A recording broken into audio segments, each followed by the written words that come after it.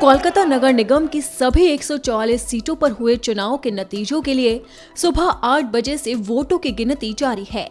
रुझानों में ममता बनर्जी के लिए बड़ी खुशखबरी सामने आ रही है। ममता बनर्जी की पार्टी तृणमूल कांग्रेस को बहुमत मिल गया।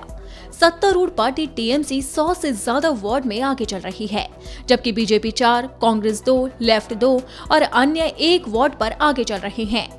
मतगणना के लिए कुल 11 काउंटिंग सेंटर बनाए गए। हर मतगणना केंद्र में 7 से 10 टेबल पर गिनती हो रही है। मतगणना केंद्र में 3 लेयर सिक्योरिटी है। 200 मीटर में धारा 144 लागू है और कुल 3000 पुलिसकर्मी तैनात है। हर मतगणना केंद्र में कई सीसीटीवी कैमरे भी लगाए गए। काउंटिंग की वीडियोग्राफी भी की जा रही है। कुल 950 उम्मीदवारों के भाग्य का आज फैसला हो रहा है। आपको बता दें कि छिटपुट हिंसा के बीच रविवार को कोलकाता नगर निगम का चुनाव खत्म हुआ था। बमबारी में एक व्यक्ति के घायल होने समेत हिंसा की छिटपुट घटनाओं के बीच शाम 5 बजे तक करीब 63.37% लोगों ने अपने मताधिकार का इस्तेमाल किया था। मतदान के दौरान कुल 453 शिकायतें मिली थी, जबकि कुल गिरफ्तारी 195 लोगों को गिरफ्तार किया गया था। हिंसा में 3 लोग घायल भी हुए थे।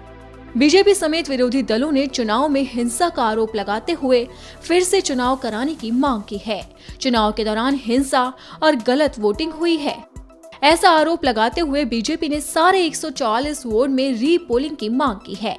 वहीं सीपीएम ने भी 17 वार्ड में रीपोलिंग की मांग की है, जबकि टीएमसी ने इन आरोपों को खारिज कर दिया। वहीं कांग्रेस ने भी आरोप लगाया है कि कोलकाता नगर निगम चुनाव में पार्टी के एक उम्मीदवार को शहर के उत्तरी हिस्से में तृणमूल कांग्रेस समर्थकों ने पीटा और उनके कपड़े फाड़ डाले।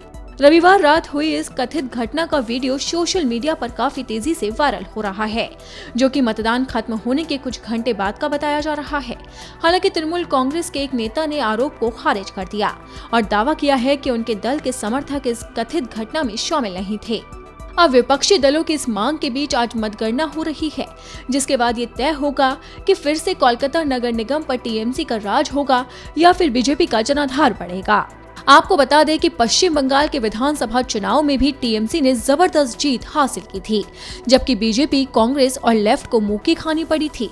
विधानसभा चुनाव में ममता की पार्टी यानी कि टीएमसी ने जबरदस्त प्रचंड वोटों के साथ एक बार फिर से बंगाल में जीत का परचम लहराया था, जबकि बीजेपी की लाख कोशिशों के बावजूद वो सत्ता हासिल नहीं कर पाई। इसी हार के बाद से टीएमसी लगातार अन्य राज्यों में अपने कदम बढ़ा रही है और अगर कोलकाता नगर निगम चुनाव में उसे जीत मिलती है तो पार्टी का वर्चस्व और बढ़ेगा। यहाँ तक कि बीजेपी को मुश्किलों का सामना करना पड़ेगा, क्योंकि बीजेपी अपनी जीत कर दम पर कई और राज्यों में कदम बढ़ाने को तैयार होगी।